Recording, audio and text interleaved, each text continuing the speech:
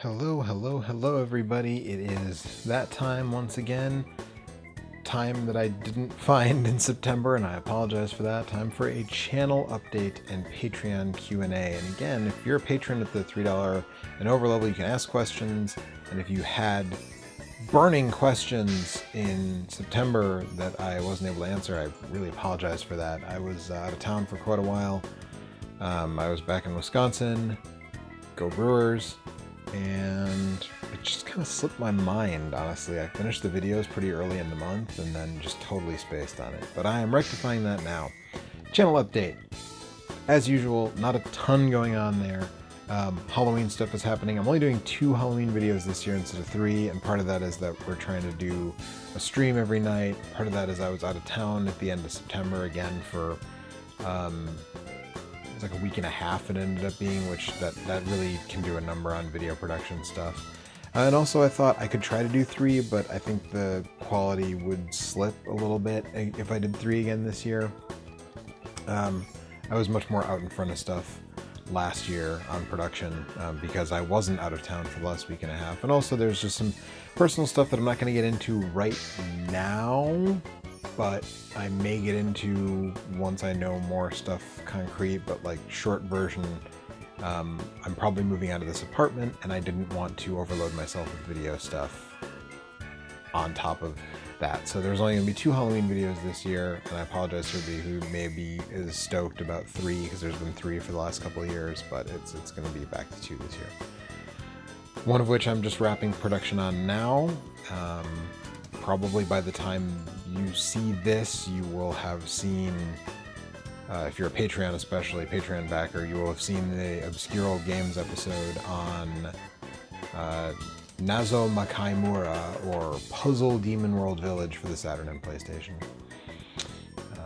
And then we're doing streams again this year. Like I said, every day we're going to try to do 31 horror game streams between the whole bunch of us so far. It has, as of when I'm recording this, it's mostly been me. Mike did one.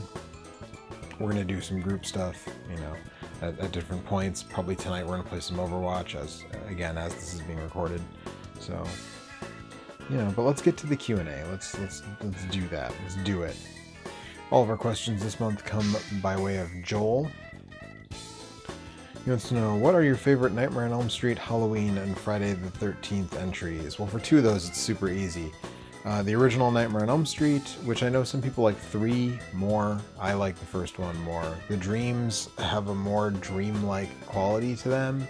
Some people say, like, oh, they don't have the production value, they're not as elaborate, but dreams aren't like that, and that's what I like about that. And there's also like the weirdness in the dreams, like people are like, oh, there's a random goat, and oh, there are leaves in the hallway, but those are the kind of random details that sometimes happen in dreams that don't make sense, that makes them feel more dreamlike, that I don't think the series really ever was able to capture again. Everything seems contrived, even by part 3, which I also like a lot. I mean, I do like part 3, but even by then the dream sequences are not, they don't feel like real dreams, they feel like contrivances, which is fine. The effects are great in a lot of that stuff, but the first one is just more kind of chilling to me, more creepy to me, because it and also where Nancy falls asleep, you can never really tell where the waking life ended and the dream began, especially when she falls asleep in class and her classmate is reading Shakespeare. And he's reading from, I think, Julius Caesar, but then when she falls asleep, he starts reading from Hamlet. Oh God, I could be bonded in a nutshell and count myself a king of infinite space were it not that I have bad dreams. Which is one of my favorite Shakespeare quotes. Halloween, it's the same. John Carpenter only directed one of those, and he is just a better hand than any of the other people who came along and directed after that. Maybe that will change next weekend as of when I'm recording this, but I kind of doubt it, because even if the new Halloween is fantastic, it's standing on the shoulders of Carpenter, and that movie is that's just too good. Friday the 13th, however, the original is fine. I like it. It's probably in my top 5 Friday movies, but it's definitely not my favorite Friday. My favorite Friday is Friday the 13th Part 3 in 3D. And that is important. You have to see it in 3D to really appreciate how totally dopey and awesome it is.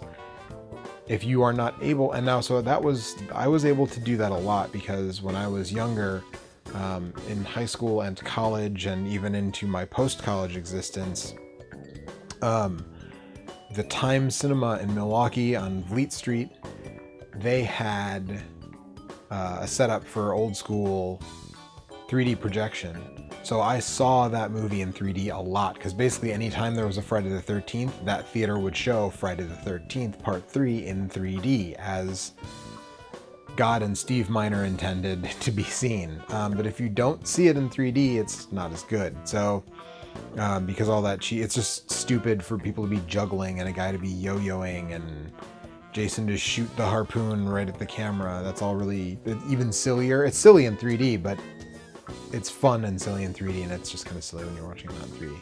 So if you can't watch Part 3 in 3D, then my favorite, I'm going to go with the crowd here, because in some cases the common wisdom is right, and say the Part 4 is the best one. You've got Crispin Glover, you've got Corey Feldman, you've got Zaxxon, you've got a dog that survives, and a mom that dies off screen, maybe. I'm not really totally sure about that.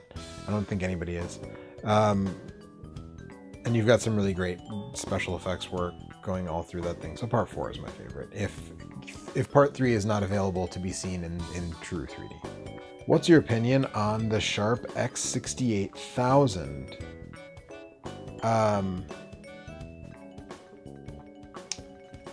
I know very little about it. I mean, it's a Japanese computer format that apparently had just amazing arcade ports, like nearly arcade perfect, if not arcade perfect, arcade ports of a ton of games. I know that Kim Justice, who of course has been on several videos of mine, and who is a really, really wonderful lady, she only did one video so far, I guess, but she is in the process of trying to rehab an X68000. The problem is they're super expensive. And you can emulate them, and in fact, Smoke Monster just did a big video on the Mister, which is an FPGA. It's sort of like the Raspberry Pi, but instead of like total software emulation, it's an FPGA, so it's more in line with a Super NT or an Analog NT Mini. It's using FPGA to emulate a whole bunch of systems, and it has apparently an X68000 core for it. But my thing is that, you know, emulating the X68000 doesn't, like, I don't necessarily see the appeal, because those games are so close to their arcade originals. Why not just boot up MAME and run the arcade originals? That's sort of my feeling. So I think it's super cool. I would love to have one someday, but they're really expensive now unless you buy a broken one, and I 100% do not have the necessary skill set to repair a broken one. So I think they're cool. That's about it. Absolute favorite soundtrack from the entire Castlevania franchise.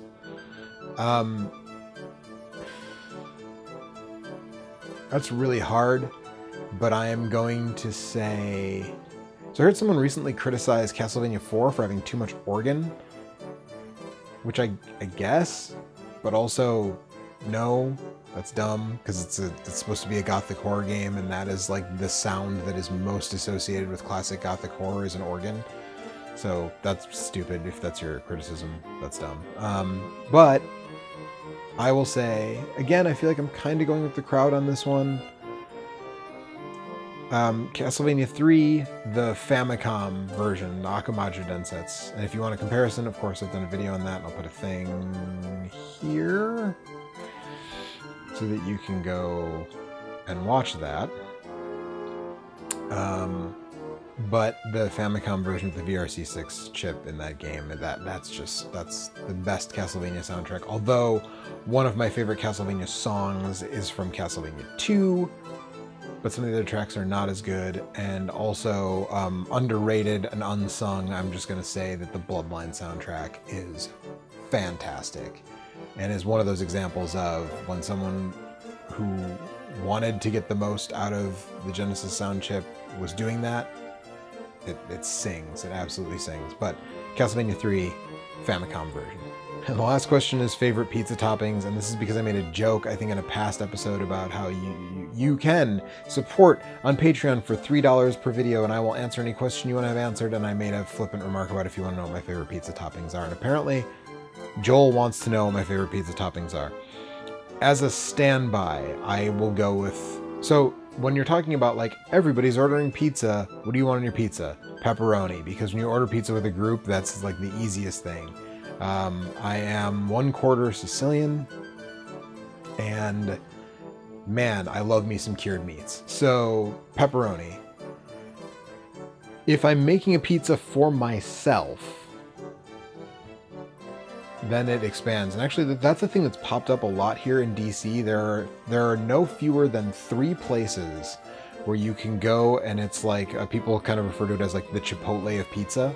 So you go in there and they have a bunch of doughs sort of preset out, and then they just make it in front of you and put it in like a Quiznos style oven on a conveyor belt, and then you get a pizza. So if I'm getting a pizza for myself, I will usually go with, it depends on what I'm in the mood for, but I would say that a buffalo chicken pizza is super good. Like fried breaded chicken cut into pieces, blue cheese, and like a drizzle of ranch and buffalo sauce. But if we're talking traditional pizza stuff, I would go with like a like a spicy red sauce, mozzarella cheese, of course, or a multi-cheese blend, maybe with like some Parmesan in there, or some Reggiano, and then like pepperoni, garlic, like roasted garlic, and spinach. But you got to put the spinach on before it goes in the oven so it wilts and sort of blends in with the other toppings. Like, some people are into putting fresh spinach on a cooked pizza, and I get that, but it should be fresh spinach, but put it on before it goes in the oven, and then it wilts really nicely and sort of mingles with all the other toppings. And it just adds a little bit of a different texture and a slightly different flavor profile. And also, like, color-wise, it makes the pizza look good. So yeah, I would say like, and a good thin crust. I know that sounds like blasphemy coming from someone from the Midwest. Like, I'm supposed to love deep dish Chicago style pizza, but a good thin, like a Midwestern pub style pizza, like a cracker, crispy, thin crust, is aces for me. So now you know about pizza. And that's it. That's the questions this month. Check out all the Halloween videos. There's a Halloween playlist if you've missed any of my past Halloween videos. I'll put a thing. We're going over here again, I think. Although I'm not sure if my camera mirrors me, so it should go over. Whatever. There's be a card that you can click on for the Halloween playlist. And yeah, thanks so much for your support if you're a Patreon. If you're not a Patreon, consider it. It helps the show a lot. It's not necessary. Stuff is ad-free because of Patreon. Stuff will continue to come out because of Patreon. I don't put anything behind a Patreon paywall at this time, and I don't really have any plans to, but I feel like I should say at this time so that later, if I decide to in like 2 years, people won't get dumb about it and be like, 2 years ago you said you don't do that, you'd never do that. But I don't have any designs on putting anything behind a paywall. You don't have to give on Patreon, but if you want to, and you want to have this sort of access to me to ask questions about whatever, you can do that at patreon.com/same-name-different-game. And thanks for your support. And if you're not a supporter, thanks for just watching and driving up those engagement numbers so that the YouTube algorithm will be nice to me again sometime. Because it was really nice to me with the Street Fighter Alpha video. I don't even know what happened there. Algorithm just decided it was my turn. But yeah, I don't know. So thanks, and I'll see you later.